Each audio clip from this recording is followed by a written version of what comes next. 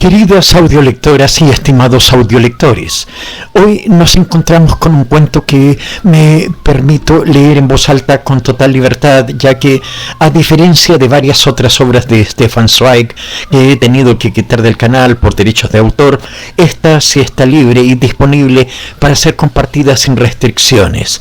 Los ojos del hermano eterno es una historia profundamente simbólica, escrita en un tiempo en que Zweig buscaba comprender las consecuencias del deber, la lealtad, la culpa y la conciencia. Y es que Zweig, marcado por las guerras, los exilios y las contradicciones del siglo XX, no escribía solo para narrar hechos, sino para desnudar conflictos internos que nos siguen hablando hasta hoy. Este cuento fue una de sus formas de responder, de explorar lo que significa ser justo en un mundo desbordado por violencia y normas impuestas. ¿Ustedes creen que es posible vivir sin dañar a nadie? ¿Puede alguien realmente escapar de la culpa aunque haya hecho lo correcto? Les invito a comentar eso mientras escuchan la historia.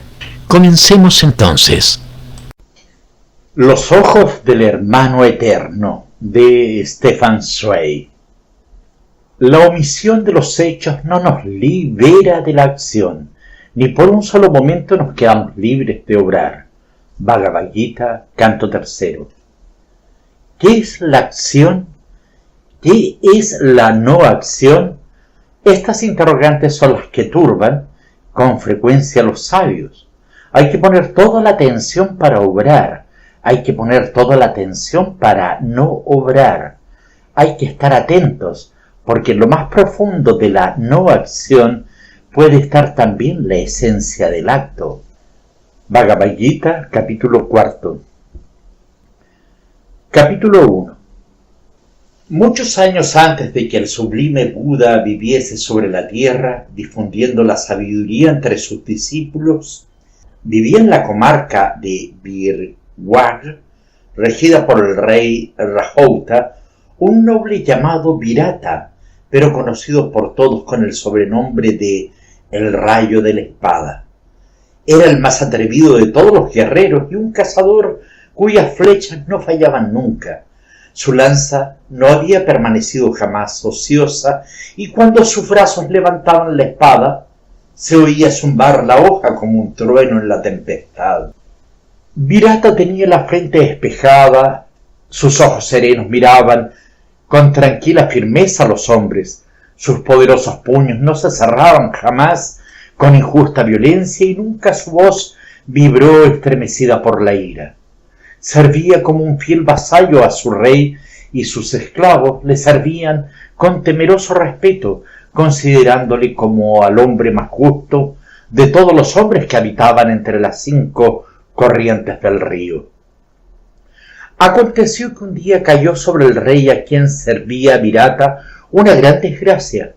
El cuñado del soberano, que gobernaba como administrador la mitad del imperio, ambicionaba apoderarse del trono y con este propósito había ido seduciendo a los mejores guerreros del rey, haciéndoles ricos presentes.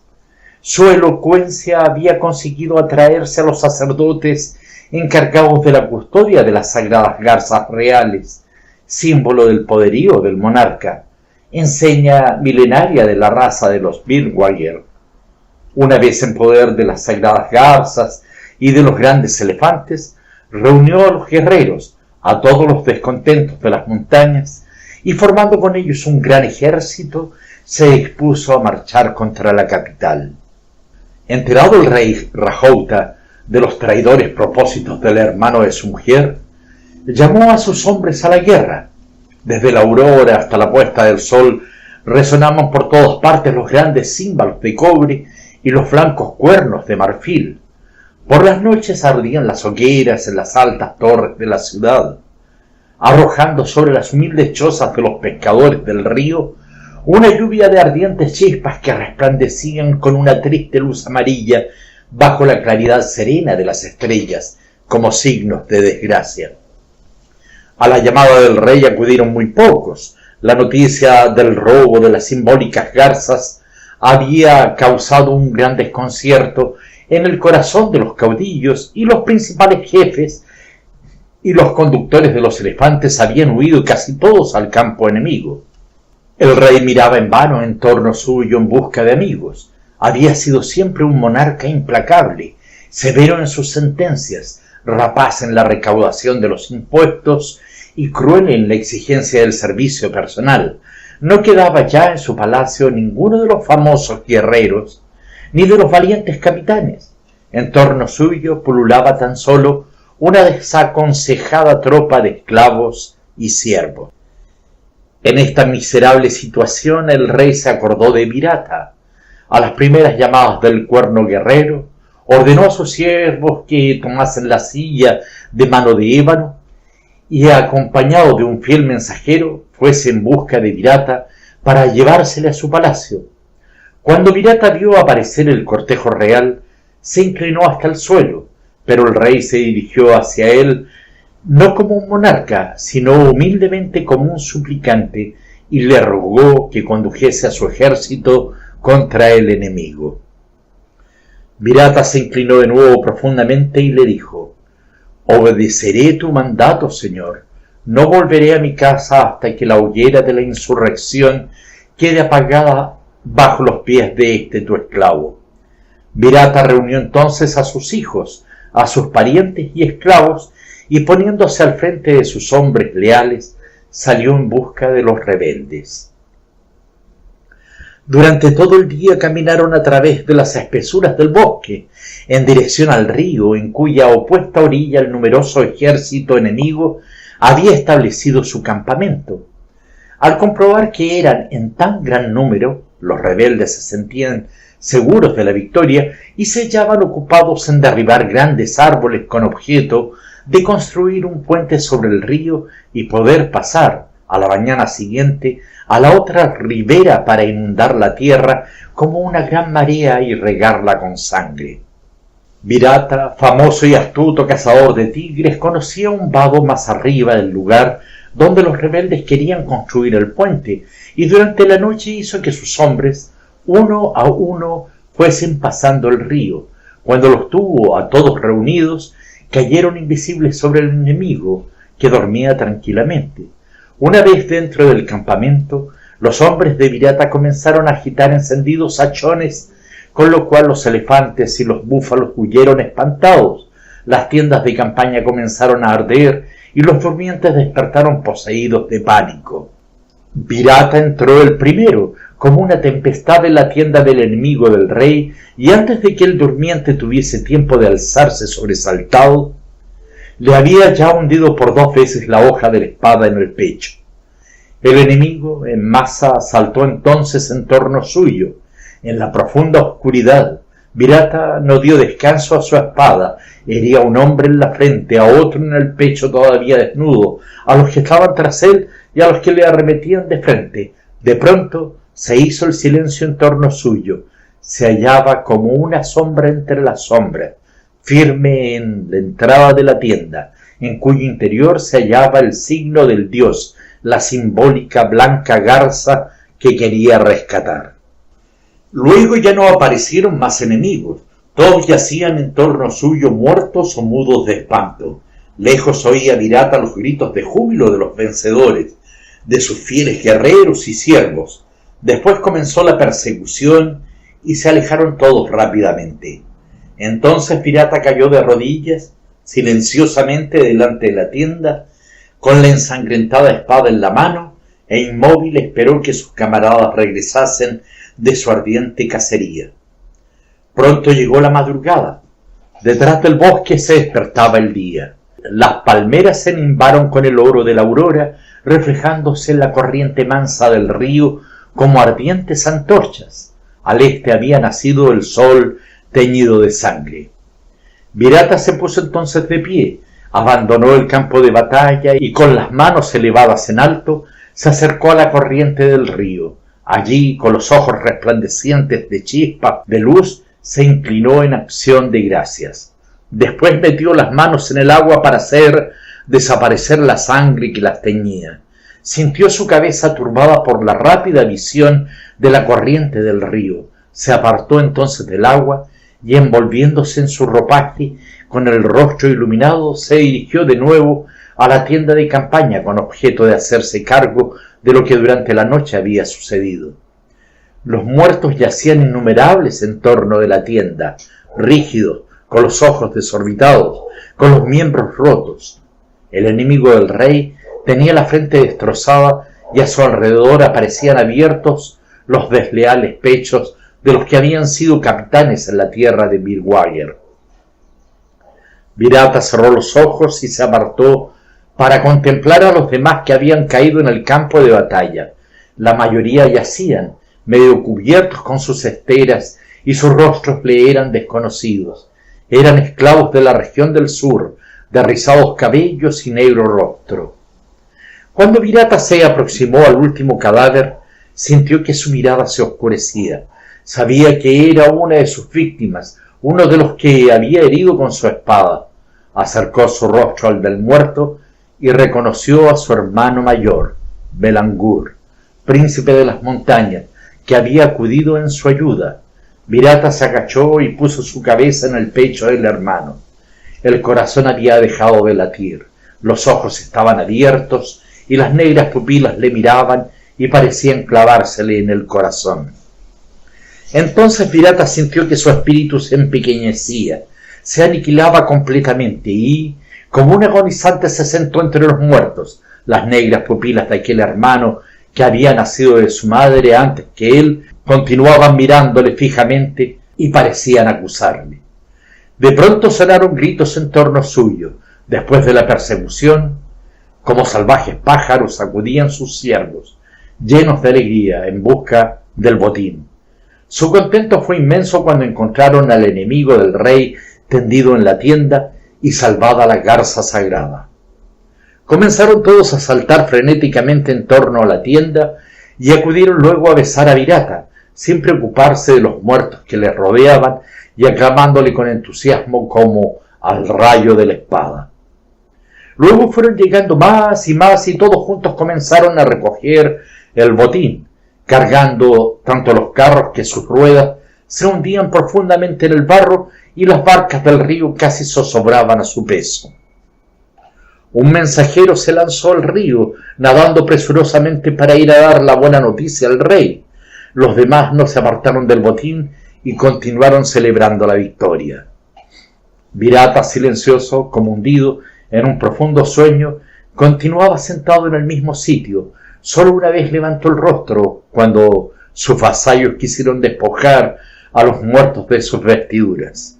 Solo una vez levantó el rostro cuando sus vasallos quisieron despojar a los muertos de sus vestiduras. Entonces Virata se puso rápidamente en pie y ordenó a los suyos que reuniesen maderos, pusiesen sobre ellos los cadáveres y encendiesen una gran hoguera con objeto de que las almas de los muertos pudiesen entrar purificadas en la eternidad. Los vasallos quedaron maravillados ante aquella orden. Los traidores debían ser devorados por los chacales del bosque y sus osamentes calcinadas por el sol. Tal era la ley que debía regir para los infieles. Pero la orden fue cumplida y cuando las llamas se elevaron sobre los muertos, Virata arrojó perfumes y sándalo en la hoguera. Luego desvió el rostro y permaneció silencioso hasta que la hoguera se hubo convertido en brasas y las brasas en cenizas esparcidas por el suelo. Entretanto, los esclavos habían terminado de construir el puente que el día antes habían comenzado los partidarios del rival del rey. Primero pasaron por él los guerreros, coronados con hojas de laurel. Luego siguieron los vasallos y la caballería de los príncipes. Virata dejó que se adelantasen, pues sus cantos y alegría le oprimían el corazón. Luego se acercó a ellos y había un gran contraste entre aquella alegría y su tristeza. Cuando Virata se halló a la mitad del puente, se detuvo y contempló largo tiempo el agua que corría a uno y otro lado. Todos los que se hallaban a una y otra orilla le miraban sorprendidos. Entonces Virata desenvainó su espada, la elevó sobre su cabeza como si quisiese dirigirla contra el cielo, después bajó su brazo como muerto y soltando la espada la dejó caer al río. Inmediatamente de ambas orillas se lanzaron al agua desnudos guerreros que, hundiéndose en la corriente, intentaron rescatar el arma. Virata permaneció indiferente y comenzó a andar, con rostro sombrío, entre las filas de sus maravillados vasallos. Ninguna palabra salió ya de sus labios cuando, después, durante largas horas, la hueste vencedora fue avanzando lentamente por los amarillos caminos de la patria. Estaban todavía lejos las puertas de Jaspe y las almenadas torres de Birwag, cuando apareció a lo lejos una blanca nube de polvo que levantaba un cortejo de jinetes que se iba aproximando. Cuando los jinetes divisaron al ejército vencedor, se detuvieron inmediatamente y los vasallos tendieron sobre el camino grandes alfombras, pues el rey que con ellos iba no debía jamás pisar el irisado polvo desde su nacimiento hasta que la llama de su vida se apagase. Entonces el rey se aproximó encima de su anciano elefante, rodeado de sus hijos. El elefante, obedeciendo a la aguijada, dobló las rodillas y el rey descendió sobre el amplio tapiz. Virata avanzó hacia el monarca y quiso inclinarse delante de su señor, pero el rey corrió hacia él y le abrazó estrechamente. Jamás en las crónicas más antiguas se había consignado tal honor a un vasallo. Virata mandó traer las garzas sagradas y cuando las blancas alas comenzaron a aletear, estalló un entusiasmo tan grande que los corceles, asustados, se encabritaron y los conductores tuvieron que aplacar a los elefantes con las aguijadas. Cuando el rey contempló los símbolos de la victoria, abrazó a Virata otra vez y éste dobló una rodilla. El rey tomó entonces en sus manos la espada del heroico padre de Rajputá, guardada hacia 7 veces 700 años en la cámara del tesoro real, la espada cuyo blanco puño era de marfil y en cuya hoja con ideogramas de oro estaban escritas las misteriosas palabras de la victoria, palabras que ya no podían descifrar los sabios ni los sacerdotes de los grandes templos. El rey presentó a Virata la espada del héroe milenario como prenda de su agradecimiento y como símbolo de que él era desde aquel momento el más alto de sus guerreros y el supremo jefe de su ejército. Pero Virata inclinó su rostro y dijo: «Séame permitido suplicar benevolencia y hacer una petición al más valeroso de los reyes». El rey le miró fijamente y dijo: «Tenla por concedida, levanta tu rostro. Si quieres incluso la mitad de mis garzas reales, no tienes más que pedirlo». Entonces Virata dijo: «Si es así, te ruego dispongas que la espada sea devuelta a la cámara del tesoro. En lo más íntimo de mi corazón he hecho voto de no coger jamás una espada. He matado a mi hermano, al que nació en el mismo regazo que yo, al que jugaba conmigo en los brazos de mi madre». El rey le miró sorprendido, permaneció un momento silencioso y luego le dijo: «No importa, sin espada serás el más alto de mis guerreros. Contigo mi imperio se sentirá seguro contra todos los enemigos. Jamás ningún guerrero ha podido conducir como tú un ejército a la victoria. Toma mi cinturón como enseña de tu poder y ese mi caballo para que todos te reconozcan como a su jefe». Virata inclinó el rostro hacia el suelo y respondió: «Un misterioso ser ha hablado a mi corazón y yo le he comprendido. He matado a mi hermano y ahora sé que todo hombre que mata a otro hombre mata a un hermano suyo. Yo no puedo ser caudillo en la guerra, pues en la espada está la fuerza y la fuerza es enemiga del derecho. Quien tiene parte en el pecado de asesinato es él mismo un asesino. Yo no quiero inspirar temor, prefiero conocer la injusticia que se hace contra los débiles y comer el pan de los mendigos. Breve es la vida en el eterno mudar de las cosas. Deja que la parte que me queda de vida pueda vivirla como un justo». Por un instante el rostro del rey se oscureció. El silencio reinaba en torno de ellos, contrastando con el anterior alboroto. Todos estaban sorprendidos, pues jamás en las más antiguas páginas de la historia se había registrado que un guerrero rechazase una ofrenda de su rey. El rey miró entonces las sagradas garzas, signo de la victoria, rescatadas por Virata, y su rostro se aclaró de nuevo. Luego dijo: «Has sido el más poderoso, Virata, contra mis enemigos, y ya que ahora no puedo contar contigo para la guerra, quiero a pesar de todo tenerte a mi servicio. Como un justo conoces la culpa y la repruebas. Sé entonces el más alto de mis jueces y dicta tus sentencias en la escalinata de mi palacio. De esta manera la verdad será enaltecida en mi mansión y el derecho reinará sobre mi país. Virata dobló la rodilla ante el rey en señal de agradecimiento. El rey le hizo subir a uno de los elefantes de su séquito y se encaminaron todos a la ciudad de las 26 torres, cuyo júbilo llegó hasta ellos como un tempestuoso mar. Capítulo 2. Desde la salida hasta la puesta del sol, administró Virata justicia en nombre del rey, en lo alto de la escalinata de mármol rosado, a la sombra del palacio. Sus palabras, como una balanza, fluctuaban largo tiempo hasta que se les ponía un peso. Su mirada penetraba clarividente en el alma de los culpables y sus preguntas se hundían muy adentro, en lo más profundo de la maldad, como un tejón en la oscuridad de la tierra. Sus palabras eran rudas y jamás dejaba caer la sentencia en el mismo día. Siempre ponía el frío espacio de la noche entre el interrogatorio y el fallo. Durante largas horas, hasta la salida del sol, sus familiares le oían ir y venir intranquilo por la terraza de la casa, meditando sobre la justicia y la injusticia. Antes de decidirse a dictar una sentencia, hundía su frente y sus manos en el agua clara y fresca, para que sus palabras estuviesen limpias del calor de la pasión, y cuando había hablado preguntaba siempre a los condenados si les parecía que se había cometido algún error. Ellos besaban entonces el escalón de mármol rosado y se alejaban con la cabeza inclinada, como si hubiesen oído la palabra de Dios.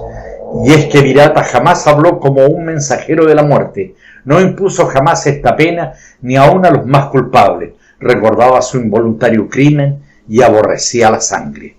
La lluvia acabó, pues, lavando las negras piedras que habían goteado sangre, los pilones que se hallaban en torno de la fuente milenaria de Rajputá y sobre los cuales el verdugo hacía inclinar las cabezas de los reos para cercenarlas. Virata mandaba encerrar a los miserables condenados a prisión en las lóbregas cárceles de piedra, o los enviaba al campo a cortar piedras para las paredes de los jardines, o a los molinos de arroz junto al río, donde debían empujar las muelas en compañía de los viejos elefantes.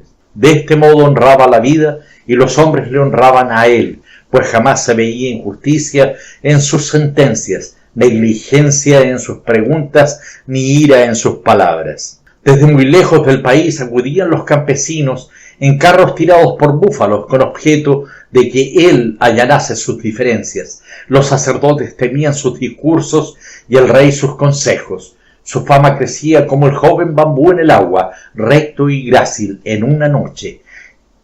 Los hombres habían olvidado aquel sobrenombre que le dieron de Rayo de la Espada y en todas las comarcas era conocido con el nombre de Rajputá, el de la fuente de la justicia. Al 6º año de administrar justicia, en la escalinata de mármol rosado del Palacio Real, compareció ante Virata un joven delincuente que pertenecía a la raza de los Khazar, raza salvaje que adoraba a los ídolos de piedra. Sus pies estaban ensangrentados a causa de largos días de caminata y fuertes cuerdas ligaban estrechamente sus brazos, los que le llevaban prisionero, dando muestras de gran furor, con los ojos brillantes de cólera bajo las oscuras cejas, le hicieron avanzar hacia la escalinata y le obligaron a ponerse de rodillas delante del juez. Luego todos se inclinaron a su vez, con las manos en alto, pidiendo justicia. Virata miró sorprendido a los extranjeros. «¿Quiénes sois, hermanos?», les preguntó, «¿y quién es ese que comparece atado ante mí? Parece que venís de muy lejos». El más anciano de ellos se inclinó entonces profundamente y dijo: «Somos campesinos, señor, pacíficos habitantes del oeste, y este que compadece atado es un monstruo que dio muerte a más hombres que dedos tiene en las manos. Pretendía a la hija de un honrado vecino de nuestro pueblo, pero como es un devorador de perros y un asesino de vacas, el padre se negó a concedérsela como mujer, dándola en cambio como esposa a un honrado comerciante.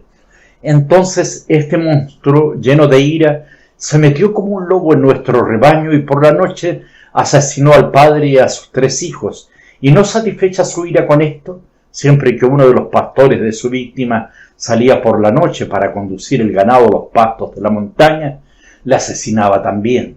De esta manera ha dado muerte a 11 hombres de nuestro pueblo, hasta que todos nosotros nos reunimos y salimos a cazarle como una fiera, y aquí le traemos para que tú hagas justicia y nos libres de ese monstruo.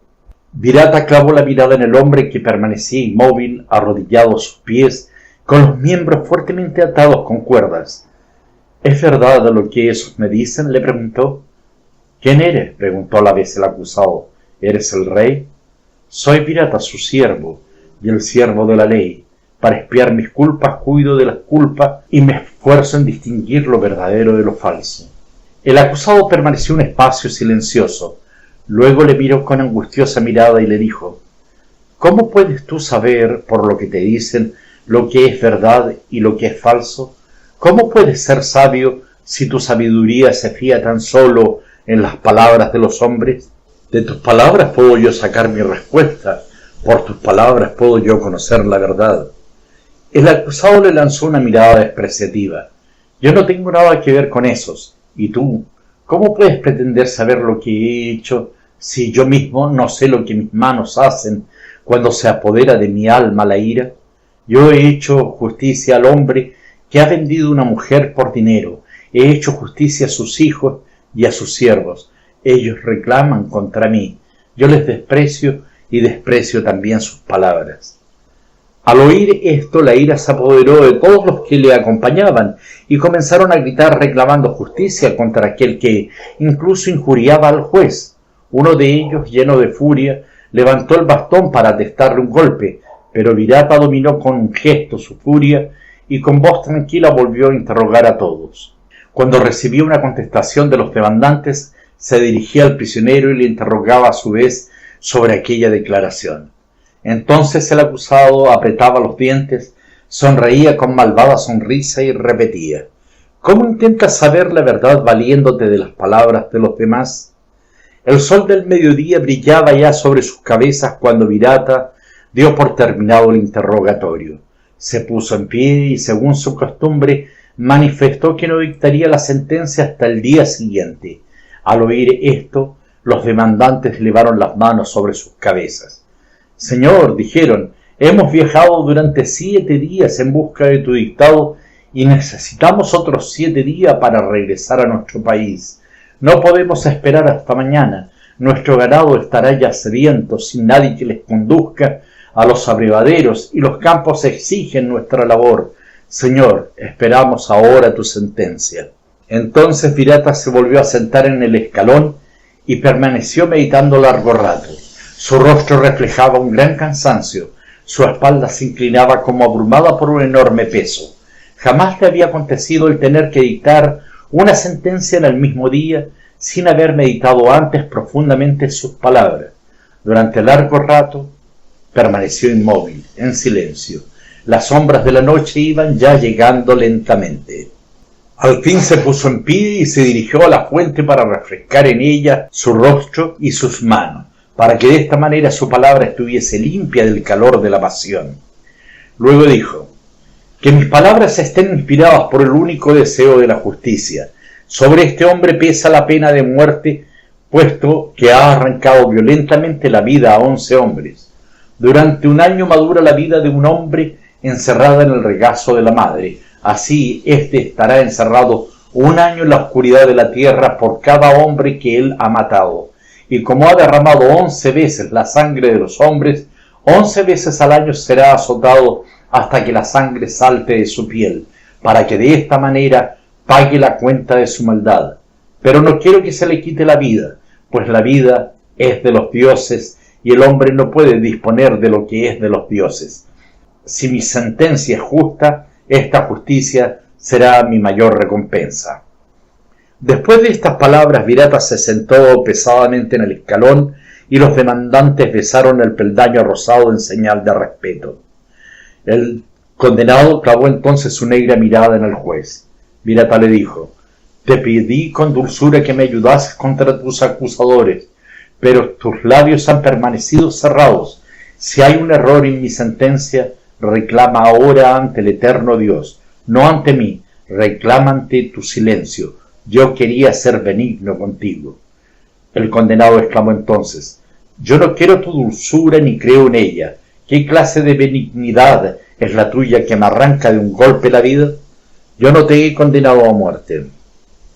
Tú haces más que quitarme la vida, me privas de ella con ferocidad, porque no me condenas a muerte. He matado hombre tras hombre y tú, en cambio, me dejas abandonado como una carroña en la oscuridad de la tierra, porque tu corazón es cobarde ante la sangre y en tu espíritu no hay fuerza. Tu ley es arbitraria, tu sentencia no es sentencia, es tortura. Mátame, puesto que he matado. Ya te he juzgado y sentenciado. ¿Dónde está la medida de tu sentencia? ¿Qué medida tienes, juez, para medir? ¿Quién te ha azotado a ti para que sepas lo que significa el látigo? ¿Cómo puedes contar los años como si lo mismo fuesen tus horas pasadas a la luz que las horas pasadas en la oscuridad de la tierra? ¿Has estado alguna vez en la cárcel para que puedas darte cuenta de las primaveras que arrancas a mi vida? Eres un ignorante, no un juez. Solamente aquel que interviene en la batalla sabe de ella, no aquel que la dirige desde lejos. Únicamente quien ha experimentado el sufrimiento puede medir el sufrimiento. Solo el culpable puede medir tu orgullo para castigarle. Tú eres el más culpable de todos. Yo me he visto cegado y arrebatado por la pasión de mi vida, por la angustia de mi miseria, pero tú dispones a sangre fría de mi vida. Me mides con una medida que tu mano no tiene y con un peso que tu mano no ha sostenido nunca. Estás en la silla de la justicia, pero no puedes sentarte en ella como un juez. Mides con la medida de la arbitrariedad. Márchate de la silla de la justicia, ignorante juez, y no juzgues a los hombres vivos con la muerte de tus palabras. Los labios del condenado estaban pálidos de odio, y los demás, al oírle, cayeron furiosamente sobre él. Pero Viratas los separó con su autoridad, se inclinó hacia el condenado y le dijo en voz baja: no puedo romper la sentencia que ha sido dictada en este escalón. Es muy posible que tú hayas sido también juez. Después de esto, Viratas se alejó a toda prisa y los demás se apresuraron a cargar con cadenas al sentenciado. Virata volvió la vista atrás y vio los ojos del condenado fijos en él, llenos de una malvada luz, y sintió entonces que aquella mirada se hundía profundamente en su corazón. Le pareció en aquel momento que eran los ojos de su hermano muerto los que le miraban, de aquel hermano que había dejado tendido ante la tienda de campaña del rival del rey. Durante la noche, Virata permaneció sin decir palabra alguna. La mirada de aquel extranjero permanecía clavada en su alma como una ardiente brasa. Sus familiares lo oyeron durante la noche, hora tras hora, ir y venir por la terraza de su casa, hasta que la aurora resplandeció rosada entre las palmas. Capítulo 3. Al amanecer se bañó Virata en el sagrado estanque del templo. Hizo después sus plegarias vuelto hacia el oeste y luego entró en su casa para ponerse la amarilla veste de gala. Los suyos se sorprendieron al verle vestido con el traje de ceremonia, pero no se atrevieron a preguntarle nada. Virata se encaminó al palacio del rey, que estaba siempre abierto para él a cualquier hora del día o de la noche. Virata se inclinó profundamente ante el monarca y tocó el borde de su vestido en señal de que deseaba hacerle una petición. El rey le miró con ojos tranquilos y dijo: tu deseo ha tocado el borde de mi vestido. Antes de que la formules en palabras, tu petición ya está concedida. Virata volvió a inclinarse profundamente y dijo las siguientes palabras: tú me pusiste en el sitio del más alto de tus jueces. Durante 7 años he administrado justicia en tu nombre, y después de todo ese tiempo aún no he conseguido saber con certeza si la administro bien. Te ruego que me concedas una luna de completo descanso para que, durante este tiempo, pueda buscar el camino de la verdad. Concédeme que siga ese camino lejos de ti y de los demás. Mi único deseo es obrar sin injusticia y vivir sin culpa. El rey respondió sorprendido: falto de justicia quedará en mi reino hasta que vuelva a nacer la luna nueva. No quiero preguntarte el camino que quieres seguir, que él pueda conducirte a la verdad. Virata besó el suelo en señal de agradecimiento, hizo una nueva inclinación y se marchó. Capítulo 4. Al anochecer entró Virata en su casa y llamó a su mujer y a sus hijos. Por espacio de una luna les dijo: no me veréis, despedíos de mí y no me preguntéis nada. La mujer le miró llena de zozobra, los hijos le miraron dulcemente, Virata los besó en la frente y les dijo: recluíos ahora en vuestras habitaciones, que nadie me siga ni intente saber a dónde voy cuando haya salido de casa. No intentéis saber nada de mí hasta que aparezca en el cielo la luna nueva. La mujer y los hijos inclinaron la cabeza y se fueron en silencio. Virata se quitó el vestido de gala y se puso una negra veste. Rezó algún tiempo ante la milenaria imagen de Dios, cogió unos manuscritos de hoja de palmera y los arrolló y cerró como una carta. Luego abandonó la casa, sumida en la oscuridad, y saliendo a las afueras de la ciudad se encaminó hacia las rocas donde se hallaban abiertas las profundas cuevas que servían de cárcel a los condenados. Al llegar allí llamó con recios golpes a la puerta hasta que el carcelero, dormido sobre una estera, se despertó sobresaltado y acudió a ver quién era el que así llamaba. Entonces Virata le dijo: soy Virata, el supremo juez. Vengo a ver al prisionero que fue encerrado ayer en la cueva.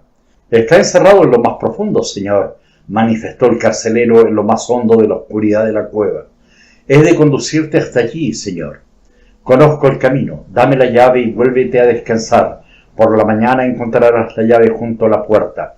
No digas a nadie que me has visto. El carcelero se inclinó ante Virata, le entregó la llave y le ofreció una luz. Luego, como se le había ordenado, fue a tenderse de nuevo sobre la estera. Virata abrió la puerta de cobre que cerraba la oquedad de la roca y se hundió en las profundidades de la cárcel. Hacía ya más de 100 años que los reyes Rajputavs habían comenzado a encerrar allí a sus prisioneros.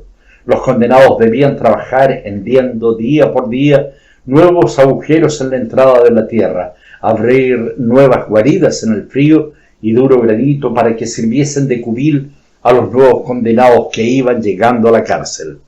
Antes de cerrar de nuevo la puerta, Virata lanzó una última mirada al espacio celeste, cuajado de blancas y temblorosas estrellas. Luego cerró la puerta y quedó sumido en la más profunda y temerosa oscuridad. Al golpetazo de la puerta, la llama de su lámpara se estremeció como un animal moribundo. A través de la puerta se oía aún el blando susurro del viento en los árboles y la alegre gritería de los monos. En la primera cueva se oía todavía ese rumor perdido a lo lejos. En la segunda cueva reinaba ya el terrible silencio, como en el fondo del mar debajo del inmóvil y frío espejo del agua. Por las rocosas paredes resbalaban lágrimas de humedad. No se respiraba ya el puro aire de la superficie, y a medida que Virata iba andando, sus pasos resonaban en la inmensa frialdad del silencio.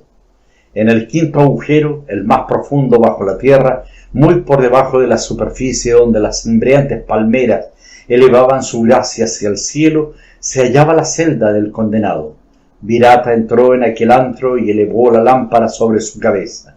Oscuras masas de sombras se confundían al incierto resplandor de la luz. Se oyó el rechinar de una cadena. Virata se inclinó sobre el ser que yacía en el suelo.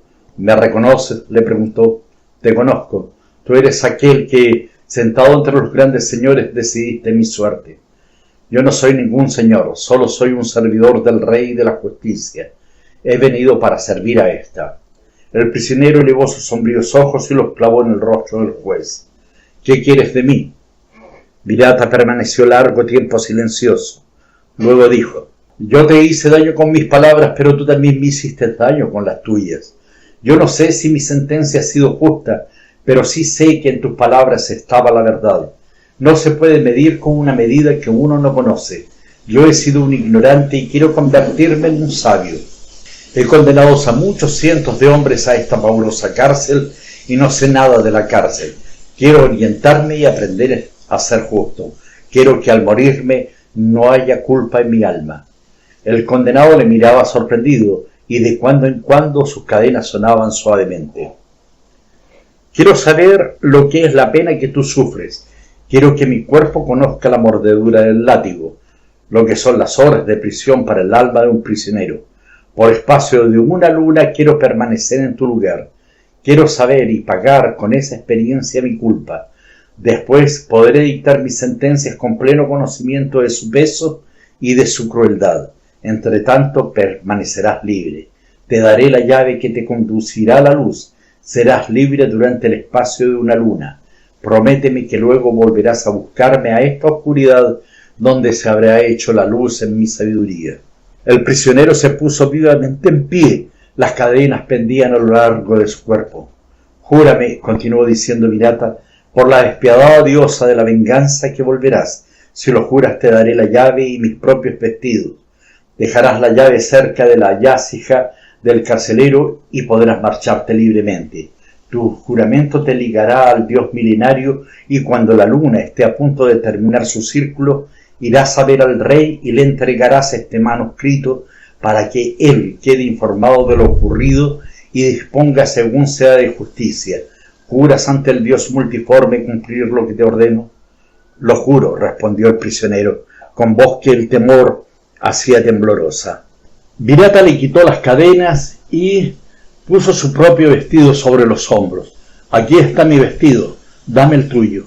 Cúbrete el rostro para que ningún guardián pueda reconocerte. Toma ahora estas tijeras y córtame el cabello y la barba para que yo tampoco pueda ser reconocido por nadie.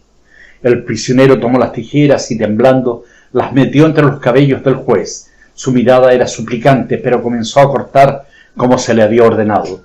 De pronto arrojó las tijeras al suelo y exclamó con voz estridente: Señor, no puedo soportar que tú sufras por mí. Yo he matado, he derramado sangre con mi despiadada mano. Tu sentencia era justa. No puedes volverte atrás, puesto que has jurado, ni yo tampoco, pues dentro de mí ha nacido la luz. Márchate como has prometido y el día de la luna nueva preséntate ante el rey, que él me liberará. Entonces habrá nacido en mí la sabiduría, sabré lo que debo hacer con respecto a ti y mi palabra estará libre de injusticia. Márchate. El prisionero se inclinó y besó la tierra. Pesadamente chirrió la puerta en la oscuridad. Una vez más saltó la llama de la lámpara como un animal moribundo. Luego la noche se precipitó sobre el tiempo. Capítulo 5. Al día siguiente por la mañana, Virata fue conducido por los carceleros al campo que se hallaba situado delante de la puerta de la ciudad, y allí le azotaron en cumplimiento de la sentencia dictada por el juez. Nadie le había reconocido.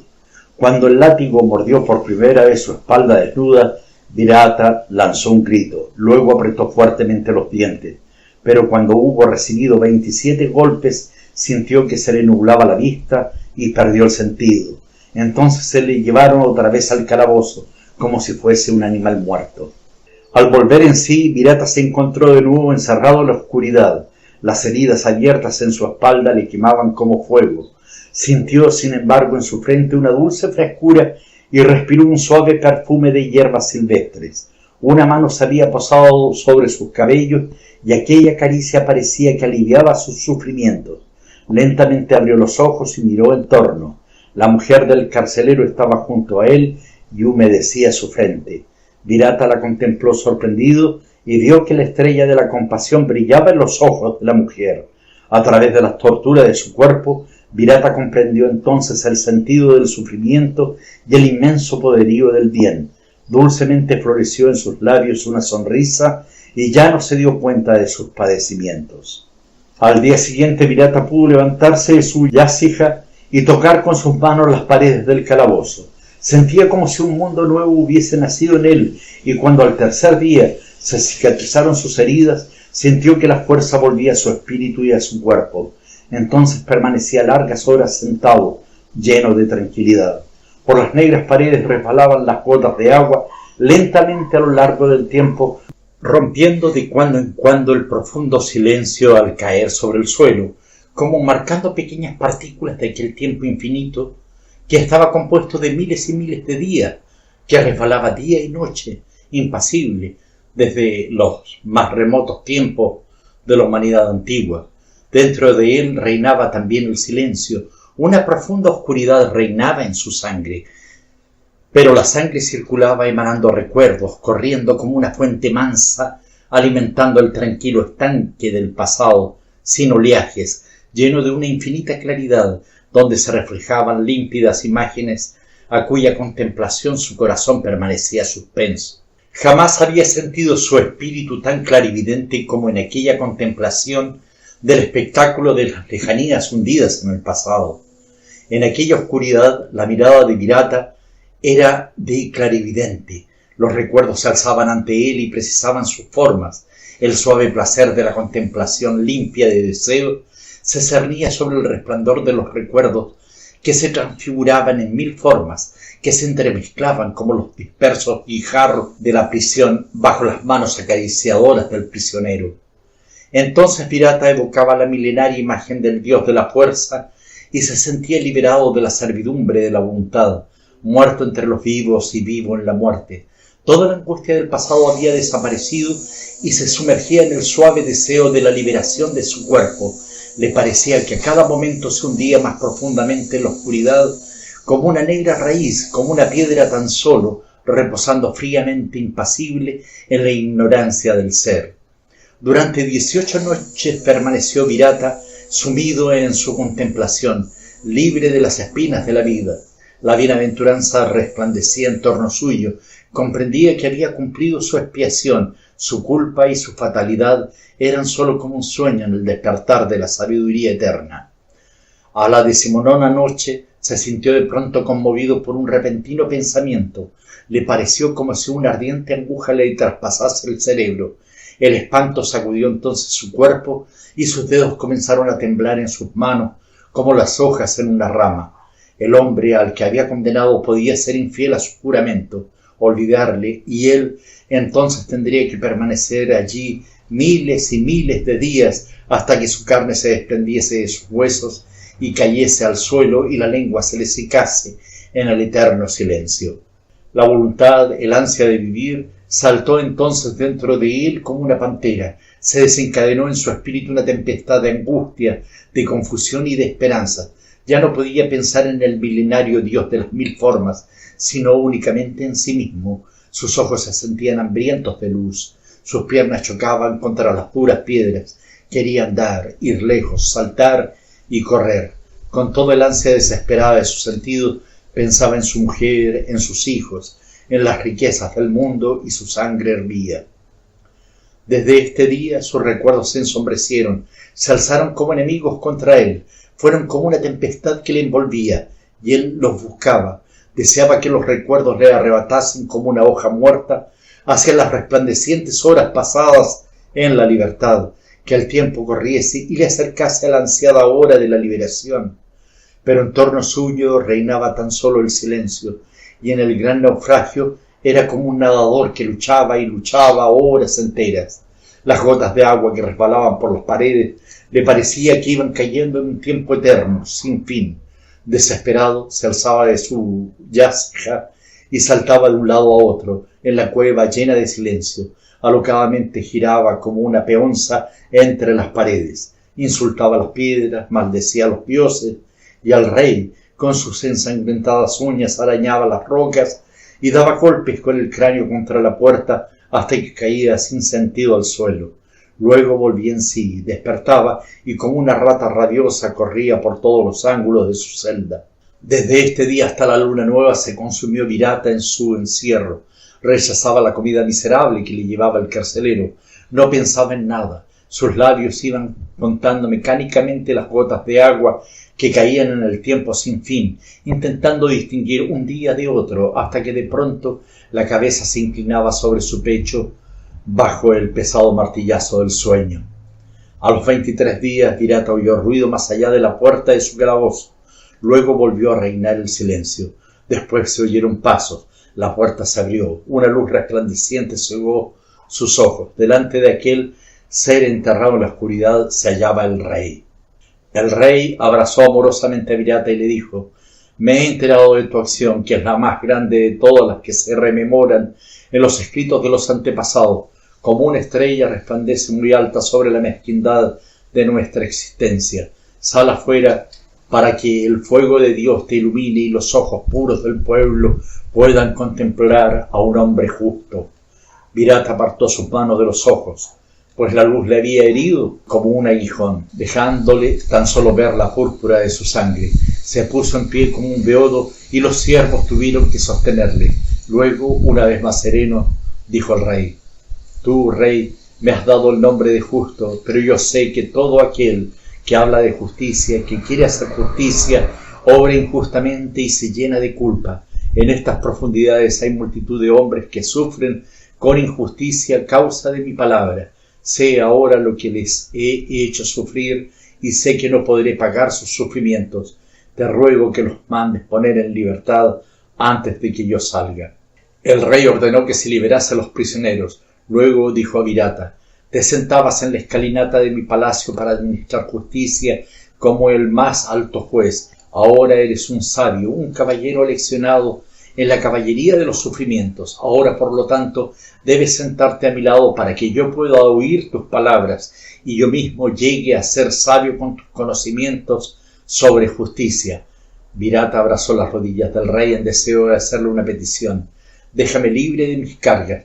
Yo ya no puedo administrar justicia, pues sé que nadie puede ser juez, que es a Dios a quien corresponde castigar y no a los hombres. El hombre que señala el destino a los otros hombres cae en pecado y yo quiero vivir sin culpa. Sea así, respondió el rey.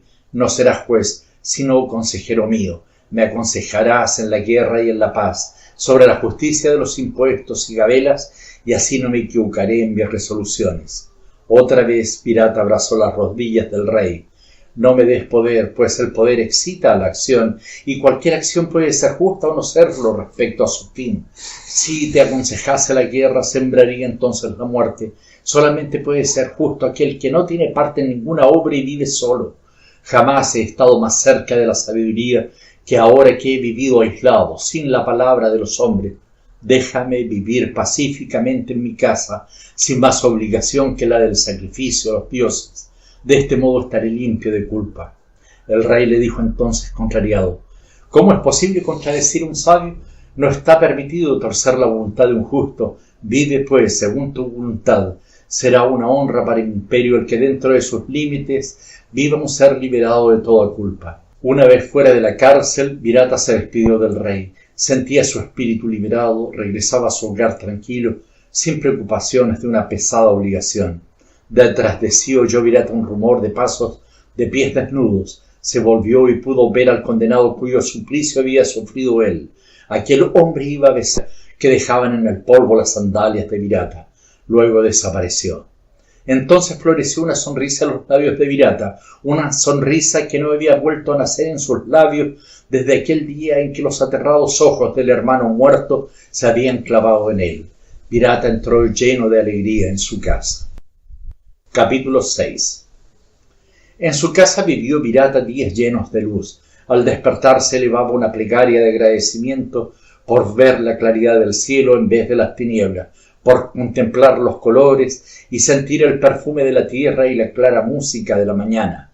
Cada día era para él como un maravilloso regalo y sentía su propia vida dentro de sí como un prodigio, lo mismo que la dulce vida de su mujer, la fuerte vida de sus hijos. Comprendía que sobre todo el universo se derramaba la bendición del Dios milenario, y entonces Virata se sentía lleno de noble orgullo al pensar que jamás causaría más daño a sus hermanos, que jamás se movería como el enemigo de una de las 1000 formas del Dios invisible. Durante todo el día leía los libros que contienen la sabiduría y profundizaba en las formas de la devoción, concentrando su espíritu en el deseo del bien a los pobres. Su espíritu permanecía sereno. Su palabra era dulce y los suyos le amaban como jamás le habían amado. Era la ayuda de los pobres y el consuelo de los desgraciados. Ya no era conocido por los nombres de Rayo de la Espada ni Fuente de la Justicia. Todos le conocían con el nombre de Fecundo Campo de los Consejos, y a él acudían para que dirimiese las diferencias y dificultades, no como juez, sino como hombre de bondadosas palabras. Virata se sentía entonces feliz, pues sabía que un consejo era mejor que una orden y una venencia mejor que una sentencia. No sentenciaba a los hombres, los ayudaba, y comprendía que su propia vida se había limpiado de toda culpa. Así llegó a la mitad de su existencia con espíritu clarividente, y así pasaban para él los años uno tras otro, semejantes a un solo y claro día. Su espíritu se iba haciendo cada vez más puro. Cuando acudían a él para que dirimiese alguna diferencia, para que hiciesen hacer la paz entre dos contendientes, su espíritu apenas podía comprender que hubiese tanta injusticia sobre la tierra y que los hombres luchasen entre sí, movidos por los celos o por el amor propio, como si todos no disfrutasen por igual de la vida y de los puros goces de la existencia. A nadie envidiaba y de nadie era envidiado. Su casa se elevaba como una isla de paz en medio del tumulto de la vida de los hombres, lejos del torrente de las pasiones y de la tempestad de los deseos. Una tarde, al 6º año de su vida de paz, Virata se sintió arrebatado de su contemplación al oír una gran gritería y ruido de golpes. Salió corriendo de su estancia y vio que sus hijos azotaban despiadadamente a un esclavo que se hallaba ante ellos de rodillas. El látigo mordía las espaldas desnudas de aquel hombre hasta hacerle saltar la sangre. Los ojos del esclavo, desorbitados por el terror, se clavaron en Virata y éste sintió en el fondo de su alma los ojos de su hermano muerto que le miraban. Se interpuso entre el esclavo y sus hijos y preguntó qué era lo que había sucedido. Pudo comprender por las frases entrecortadas de sus hijos, que le hablaban al mismo tiempo interrumpiéndose unos a otros, que aquel esclavo, que estaba encargado de transportar agua en grandes cubos desde la fuente a la casa, muchas veces, en el ardor del mediodía, agotado por el cansancio, se retrasaba en su trabajo y que el día anterior, después de haber sido castigado por su holgazanería, se había escapado. Los hijos de Virata habían montado a caballo y habían salido en su persecución, consiguiendo cogerle más allá del río, cerca del pueblo. Entonces le habían atado con una cuerda a la silla de su caballo y medio arrastrándole y medio corriendo, con los pies destrozados por las piedras, le habían traído prisionero y no bastándoles este suplicio, le azotaban ahora despiadadamente para que su castigo sirviese de ejemplo a los demás esclavos que contemplaban el suplicio temblándoles de miedo las rodillas hasta que Virata había llegado para interrumpir el castigo. Virata miró fijamente al esclavo. La arena en torno suyo se veía salpicada de sangre. Los ojos de la víctima estaban desmesuradamente abiertos, como los de un perro atormentado, y Virata vio en la profundidad de aquellos negros ojos llenos de espanto el mismo terror que él había visto en las eternas noches de su calabozo. «Dejadle libre», ordenó a sus hijos. «Su culpa ya está pagada».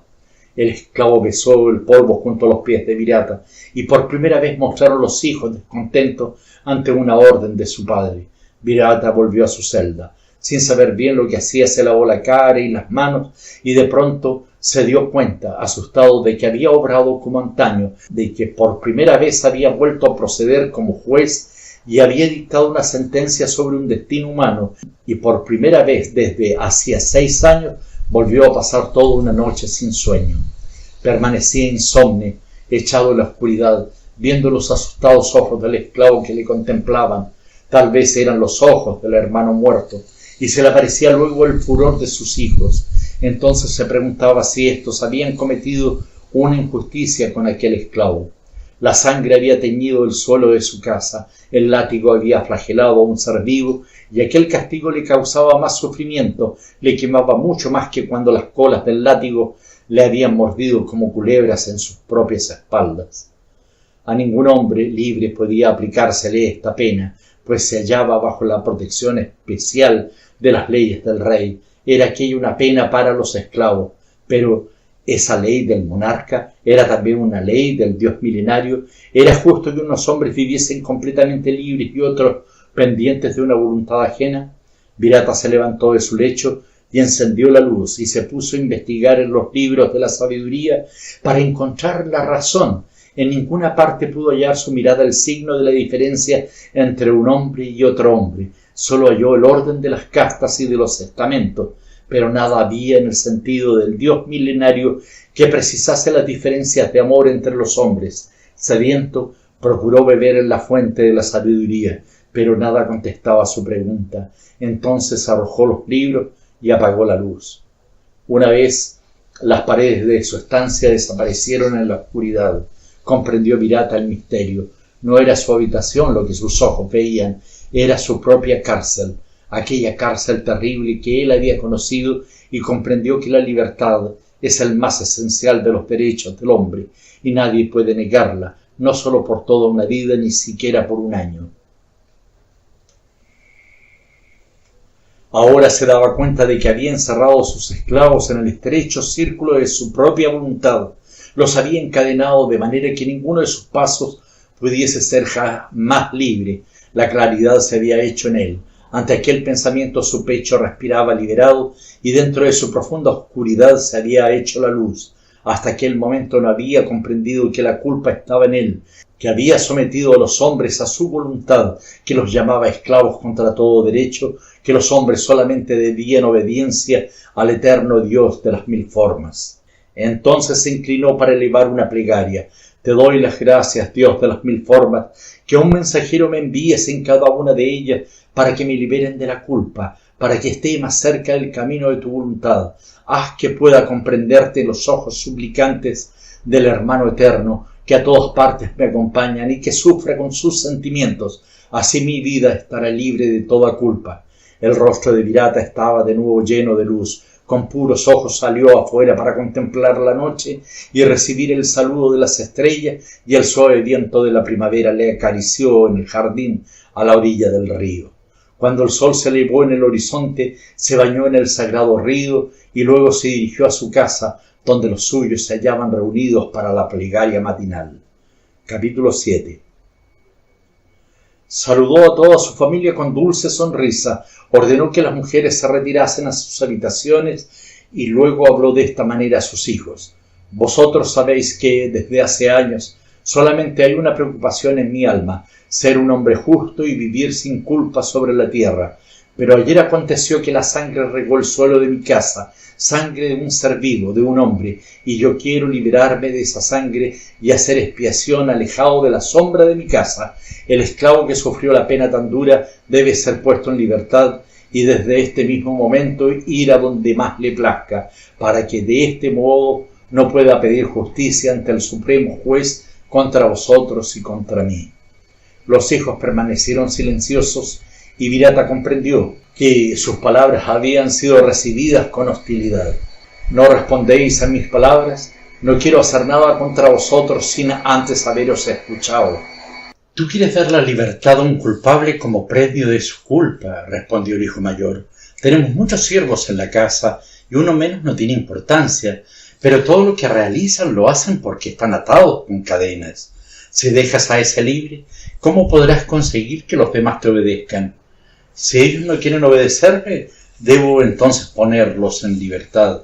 No quiero torcer el destino de ningún hombre. Quien dispone de la vida ajena cae en culpa. Pero tú te olvidas de la ley, dijo el segundo hijo.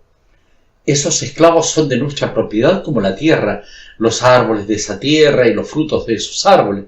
Ellos te sirven y están atados a ti, y tú estás atado a ellos. La ley milenaria, nacida en lo más remoto de los tiempos, dice: el esclavo no es dueño de su vida, sino siervo de su señor. Hay también un derecho de Dios, y este derecho es la vida que Él ha creado con el aliento de sus labios. Me has hablado bien, pues yo he estado también ciego y creía estar liberado de mi culpa, sin pensar que he dispuesto de la vida ajena durante años. Ahora veo claramente y puedo decir que un justo no puede tratar a los hombres como animales. Quiero dar a todos la libertad, para que de este modo pueda vivir sin culpa sobre la tierra.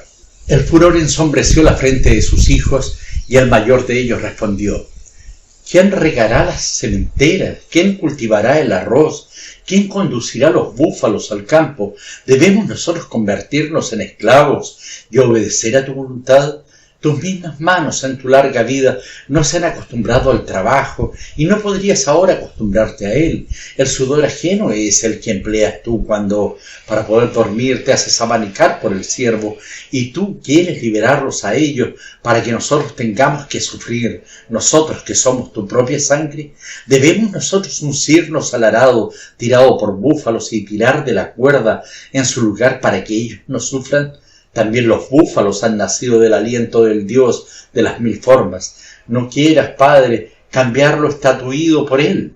No produce la tierra por sí misma. Es necesario que esté sometida a un poderío para que dé frutos. El dominio es la ley que rige bajo las estrellas y no podemos prescindir de él.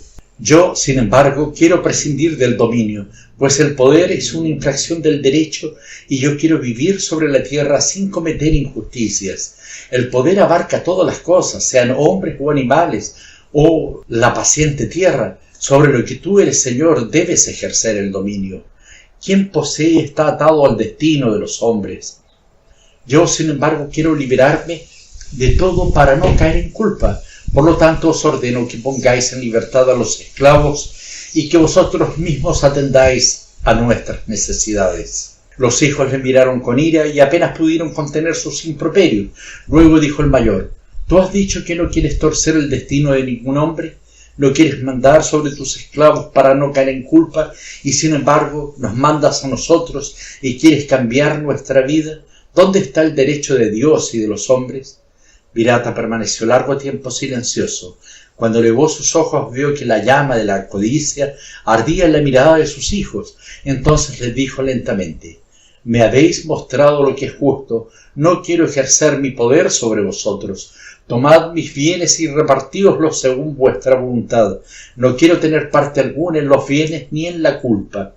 Habéis hablado acertadamente. Quien ejerce el poder priva de libertad a los demás y a su propia alma antes que a todo. Quien quiere vivir sin culpa no puede compartir los bienes, ni puede alimentarse con el trabajo ajeno, ni beber a costa del sudor de otro, ni estar ligado al deseo de la mujer, ni sumirse en la pereza de la hartura. Solamente quien vive, solo vive con Dios. Solamente quien posee la pobreza lo posee todo. Yo deseo tan solo estar cerca de Dios en la tierra. Quiero vivir sin culpa. Tomad mi casa y mis bienes y repartíoslo en paz. Después de decir esto, Virata dejó a sus hijos, que se quedaron profundamente sorprendidos, sintiendo que la codicia ardía dentro de sus cuerpos. Capítulo 8. Virata se encerró en su estancia y permaneció sordo a todas las llamadas y exhortaciones. Cuando comenzaron a aparecer las primeras sombras de la noche, se preparó para la larga caminata. Tomó un cayado, un saco, un hacha de trabajo, un puñado de frutas para alimentarse y las hojas de palmera donde se hallaban grabadas las máximas de la sabiduría y de la plegaria. Acortó sus vestidos hasta las rodillas y calladamente abandonó la casa, sin despedirse de su mujer ni de sus hijos, sin preocuparse de todos los bienes que dejaba. Caminó durante toda la noche para llegar hasta el río donde, después de un amargo despertar, había tirado su espada y pasó a la otra orilla, que estaba completamente deshabitada y donde la tierra no había sido jamás arañada por el arado. Al amanecer llegó a un lugar donde se elevaba un árbol gigantesco. El río describía un amplio círculo en torno de aquel lugar y una multitud de pájaros, armando una gran algarabía, jugueteaban en la ribera sin ningún temor. La claridad resplandecía en la corriente del río y una dulce sombra reinaba bajo la copa del árbol. Una virginal maleza se extendía por aquel paraje y viejos troncos de árboles caídos yacían en el suelo. Virata eligió uno pequeño cuadrado en medio del bosque y comenzó a construir allí una choza para vivir en ella, alejado de los hombres y de sus culpas. Durante 5 días trabajó penosamente en la construcción de la choza, pues sus manos no estaban acostumbradas al trabajo. Debía, además, atender a su subsistencia y buscar frutas para alimentarse. La selva era espesa en torno de su choza y tuvo que rodearla de una empalizada para que los hambrientos tigres no le saltasen en la oscuridad de la noche. Ninguna voz humana llegaba hasta aquel lugar para turbar su espíritu. Tranquilos pasaban los días como el agua del río, que emanaba siempre nueva de una misteriosa fuente. Solamente los pájaros acudían allí sin temor a aquel hombre tranquilo y pronto comenzaron a construir sus nidos en el techo de la choza. Él les ofrecía simientes de las grandes flores y de los dulces frutos. Pronto saltaron confiados sobre sus manos, revoloteaban en torno de las palmas cuando los llamaba y se dejaban acariciar. Una vez se encontró Virata en el bosque un joven mono que se había roto una pierna y yacía en el suelo lanzando gritos como un chiquillo. Le llevó a su choza y le atendió cuidadosamente, y una vez curado, el mono no se apartó de él y le sirvió como un esclavo. Virata era benigno con todos los animales, pero sabía que también los animales ejercen el poder y la maldad como los hombres. Veía cómo los cocodrilos se mordían unos a otros y se perseguían con furor, cómo los pájaros cazadores hundían sus afilados picos en el río y ensartaban cruelmente las pequeñas culebras. La ininterrumpida cadena de la destrucción que la enemiga diosa había enroscado en torno del mundo aparecía ante sus ojos, imponía su derecho y contra ella nada podía la sabiduría. Durante un año, durante muchas lunas, no vio jamás a un hombre. Una vez aconteció que un cazador que seguía el rastro de un elefante llegó hasta el otro lado del río. Entonces aquel cazador pudo contemplar un espectáculo insospechado. Envuelto en el amarillo resplandor de la tarde, se hallaba sentado ante una pequeña choza un anciano de larga barba blanca. Los pájaros se posaban pacíficamente en sus cabellos y un mono, lanzando alegres chillidos, llevaba bayas y nueces junto a sus pies. Aquel hombre elevó la mirada hacia la copa de los árboles. Allí donde los papagayos azules dejaban oír su gritería, alzó una mano y una nube azul de pájaros fue a posarse inmediatamente sobre ella. El cazador creyó entonces que se hallaba ante la visión de un santo, tal como se describen esas visiones. Los animales hablan con él en el lenguaje de los hombres y las flores se abren en la huella de sus pasos. Puede encender las estrellas con el soplo de sus labios y hacer resplandecer la luna con el aliento de su boca. Y el cazador abandonó su caza y regresó corriendo a la ciudad para referir la aparición. Al día siguiente se había difundido ya la noticia por toda la orilla opuesta del río. Todos corrieron para contemplar la maravilla, hasta que uno de ellos reconoció a Virata, aquel que había abandonado su patria, su casa y sus tierras para vivir una vida de pureza.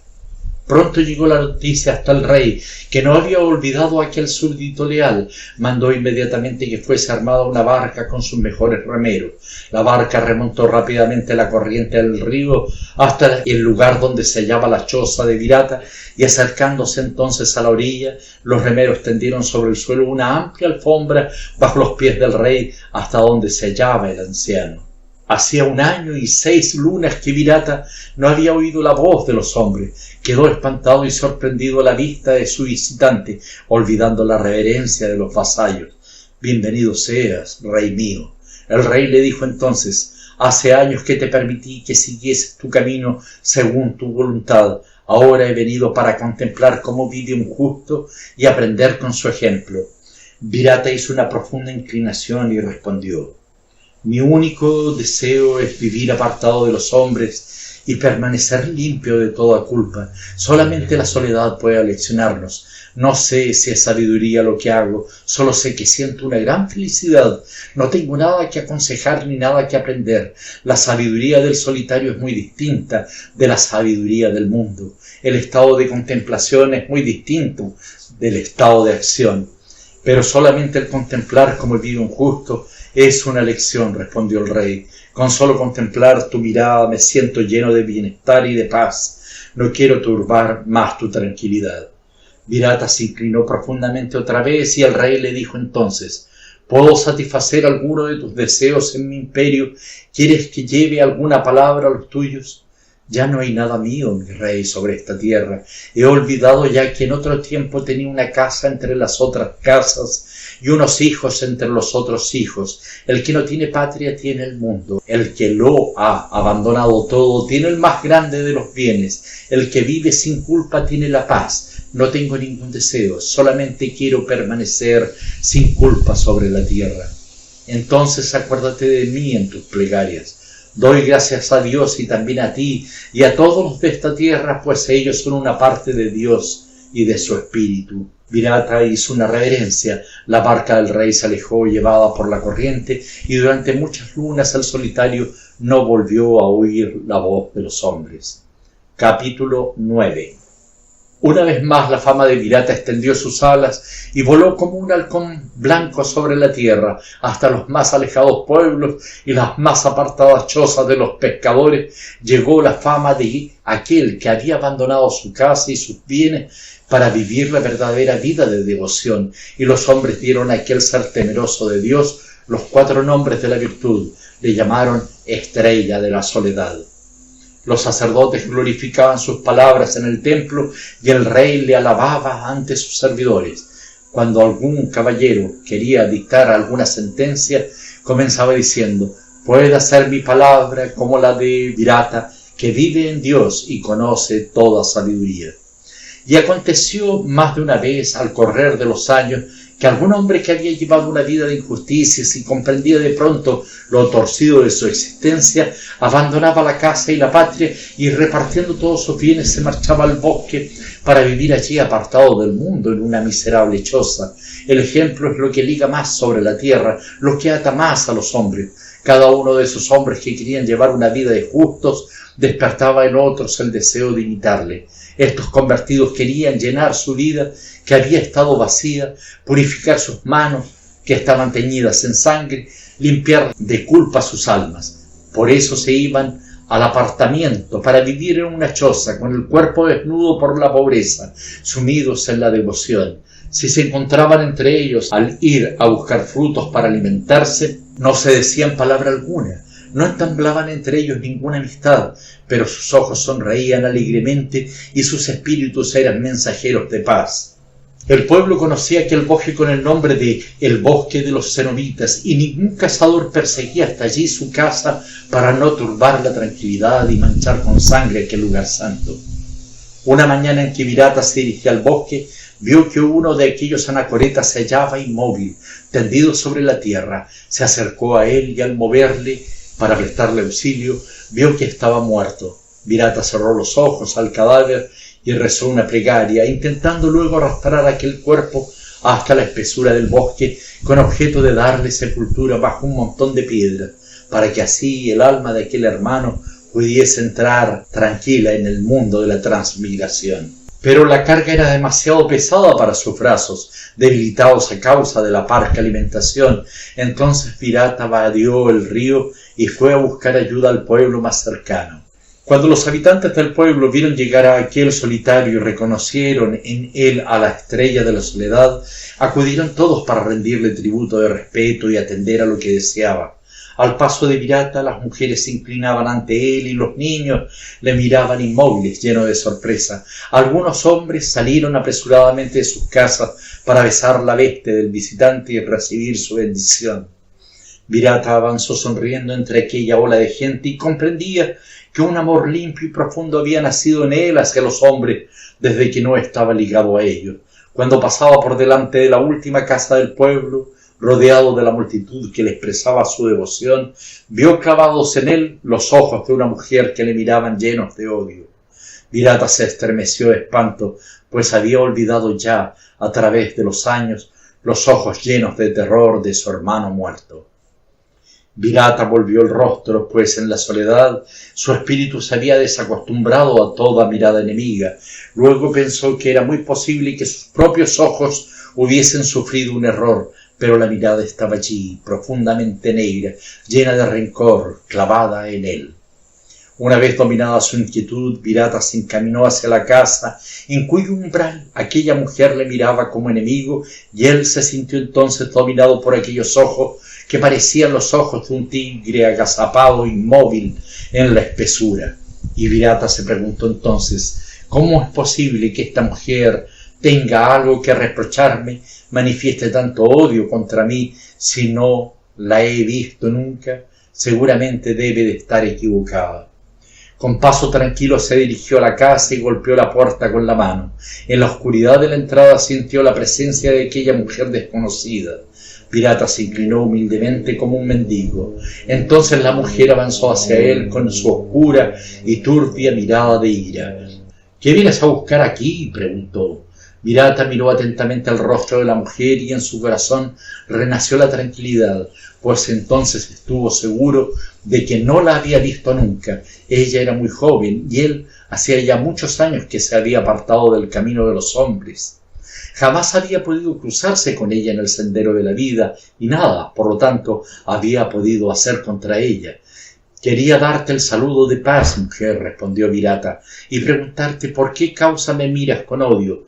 ¿Qué tienes contra mí? ¿He podido hacer algo que te haya ofendido? ¿Qué me has hecho? Y los labios de la mujer se abrieron con una sonrisa malvada. ¿Qué me has hecho? Nada, no me has hecho nada. Has convertido la abundancia de mi casa en miseria. Me has robado el amor y has fundido mi vida en la muerte. Vete, que no vuelva a ver tu rostro, márchate. Mi odio no podría contenerse por más tiempo. Virata la contempló suspenso. Tan terrible era aquella mirada que le pareció la mirada de la locura. Se apartó humildemente y le dijo: yo no soy quien tú crees. Vivo apartado de los hombres y no llevo sobre mí la culpa de haber torcido ningún destino humano. Tus ojos se equivocan. Te conozco perfectamente. Te conozco como todos los demás. Eres Virata, aquel que es conocido con el sobrenombre de Estrella de la Soledad, aquel a quien glorifican con los 4 nombres de la virtud. Pero mis labios no te glorificarán jamás. Mi boca clamará ante el supremo juez de los hombres hasta que se te haya hecho justicia. Acércate y contempla lo que has hecho conmigo.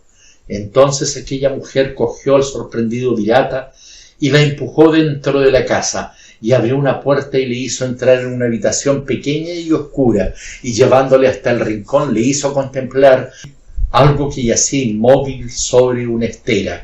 Virata se inclinó y se apartó rápidamente con un gesto de sorpresa. Allí, en el suelo, yacía el cadáver de un niño, y los ojos de aquel inocente muerto le miraron con aquella mirada lamentable con que en otro tiempo le miraron los ojos de su hermano. Junto a él, la mujer sollozaba dolorosamente. Es el tercero, el último nacido en mi seno, y también tú le has asesinado, tú, a quien llaman el santo y el servidor de Dios. Y cuando Virata intentó rechazar aquellas acusaciones, la mujer le empujó hacia otro lugar y le dijo: mira aquí el telar vacío.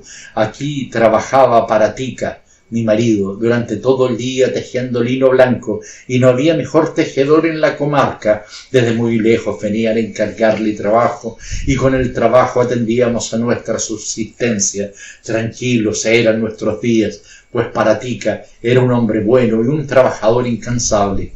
Evitaba siempre las malas compañías, y educábamos a nuestros hijos esperando que cuando serían hombres seguirían su ejemplo de bondad y de trabajo. Un día se enteró él por un cazador. Dios debía haber permitido que este extranjero no llegase jamás a nuestra casa, que un hombre había abandonado su país, su casa y sus bienes, y apartándose de las cosas mundanas, se había ido a vivir en la soledad, en una choza construida por sus propias manos. Desde aquel momento Paratika cayó en una profunda meditación. De cada vez se mostraba más preocupado y pasaba días enteros sin pronunciar una sola palabra, hasta que una noche me desperté y vi que ya no estaba a mi lado.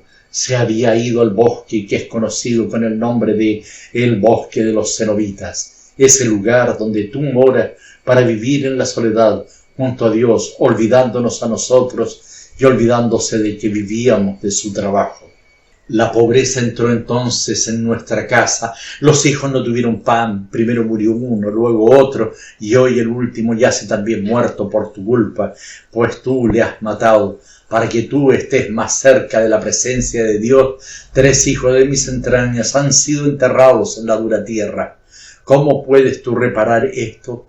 ¿Cómo no he de clamar contra ti ante el supremo juez de los muertos, si has roto tú sus vidas, arrojándolas al sufrimiento con la misma indiferencia con que arrojas las migas de tu pan a los pájaros? ¿Cómo puedes tú redimirte de ser la causa de que un hombre justo abandonare su trabajo con el cual alimentaba a sus inocentes hijos? Virata había palidecido, los labios le temblaban. Yo no sabía esto, yo no sabía que hiciese daño a los demás. Creía vivir solitario. ¿Dónde está pues tu sabiduría, sabio, si no sabías eso, que ya saben los niños, que aquel que se aparta de sus deberes cae en culpa? Tú no has sido más que un egoísta, solamente pensabas en ti mismo y no en los demás. Lo que era dulce para ti ha sido para mí amargo, lo que era para ti tu vida ha sido para mis hijos la muerte. Virata permaneció un momento pensativo, luego dijo humildemente: dices la verdad, siempre hay en el dolor más sabiduría y verdad que en toda la filosofía. Todo lo que sé lo he aprendido junto a los desgraciados, y todo lo que he podido ver con la mirada que penetra en las profundidades ha sido con los ojos del hermano eterno. No he sido un hombre humilde ante Dios como creía, he estado siempre lleno de orgullo. He podido comprender esto a través de sufrimientos que jamás había experimentado. Perdóname, pues yo no comprendía mi parte de culpa en tu desgracia e ignoraba que hubiese influido en el destino de algunos de mis semejantes. El abstenerse de obrar es realizar también un acto del cual uno puede hacerse culpable sobre la tierra. El solitario vive, a pesar de estar solo, con sus hermanos. Perdóname, mujer, iré al bosque en busca de Paratica para que renazca en vuestra casa la vida como en el pasado. Virata se inclinó y besó humildemente el borde del vestido de la mujer. Ésta sintió desaparecer todo su odio y con ojos sorprendidos contempló cómo se alejaba el solitario. Capítulo 10. Virata regresó a su choza y durante toda la noche contempló la blanca maravilla de las estrellas encendidas en la profundidad del cielo. Llegó la aurora borrando las luces estelares y, como siempre, Virata llamó a los pájaros para darles de comer. Luego cogió el cayado y regresó a la ciudad.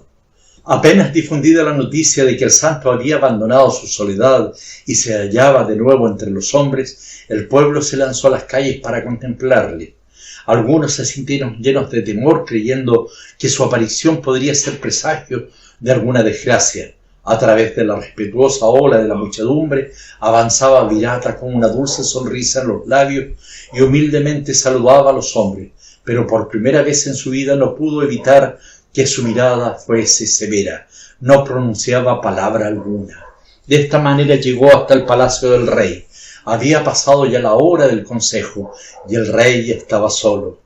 Virata compareció ante el monarca y éste, al verle, abrió los brazos para estrecharle contra sí.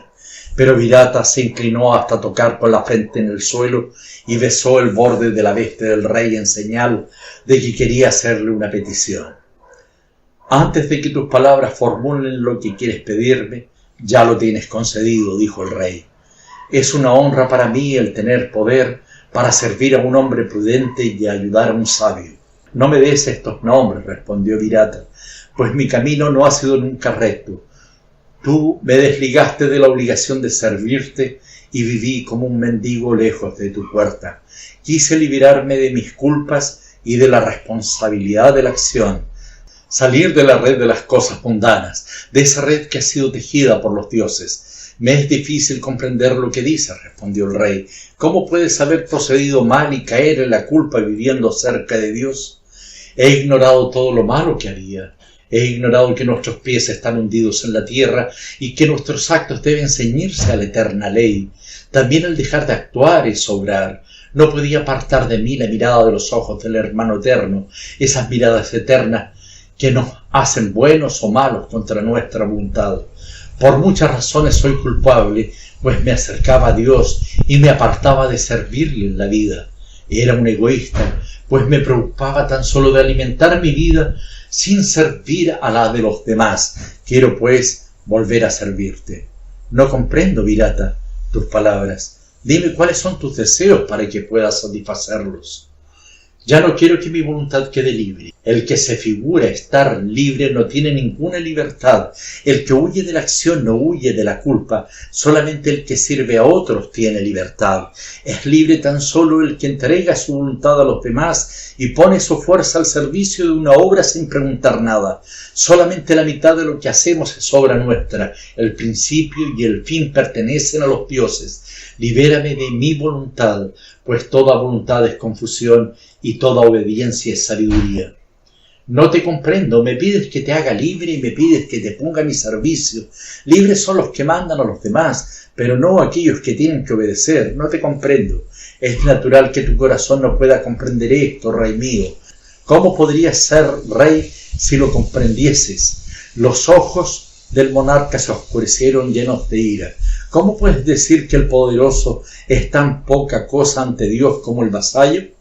No hay nadie grande ni pequeño ante Dios. Solamente quien sirve y somete su voluntad sin preguntar nada puede arrojar su culpa y acercarse a Dios. Quien cree y piensa que es capaz de sojuzgar el mal con su sabiduría cae en la culpa. El rey miró a Virata con severo rostro. Entonces, ¿todos los servicios son iguales? ¿Tienen todos la misma importancia ante Dios y ante los hombres? Es muy posible, rey mío, que algunos aparezcan como muy altos a los ojos de los hombres, pero a los ojos de Dios no existen diferencias. El rey miró fijamente a Virata durante largo tiempo. El orgullo se revelaba, pero luego se aplacó contemplando los blancos cabellos que caían sobre la arrugada frente del anciano que le hablaba, y pensó que con el tiempo aquel hombre se había vuelto otra vez un niño. Entonces le dijo irónicamente para probarle: ¿Quieres ser el guardián de los perros de mi palacio? Virata inclinó su frente y besó humildemente el suelo en señal de agradecimiento. Capítulo 11. Desde aquel día el anciano, que había sido conocido en todo el país con los 4 nombres de la virtud, fue guardián de los perros del palacio del rey y vivió confundido con los esclavos. Sus hijos se avergonzaron de él y procuraron cobardemente aislar a los suyos para que no tuviesen que avergonzarse de su sangre delante de los demás. Los sacerdotes le consideraron como un hombre indigno y el pueblo se mostró sorprendido. Solamente durante algunos días de que aquel anciano, que en otro tiempo había sido el primer personaje del imperio, fuese ahora el criado de una jauría de perros. Pero él parecía no preocuparse de esto y muy pronto todos le olvidaron.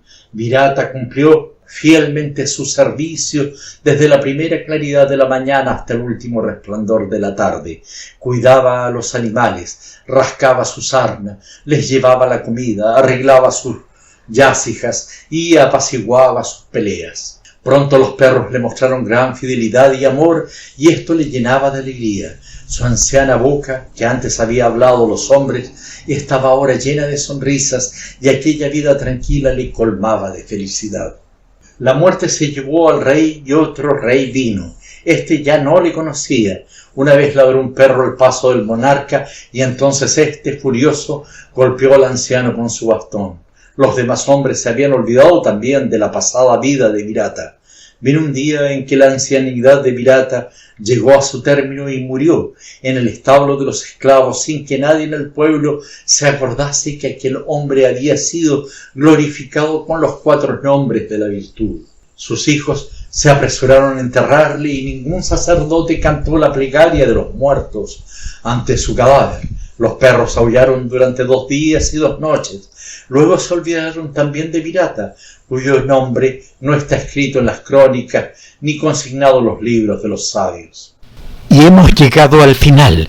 Hemos caminado junto a Virata por su camino de renuncias. Me gustaría leer sus respuestas. ¿Qué harían ustedes en su lugar? ¿Preferirían justicia, paz o silencio? ¿Y qué creen que ven, en verdad, los ojos del hermano eterno? Hasta la vista. Escúchame leer.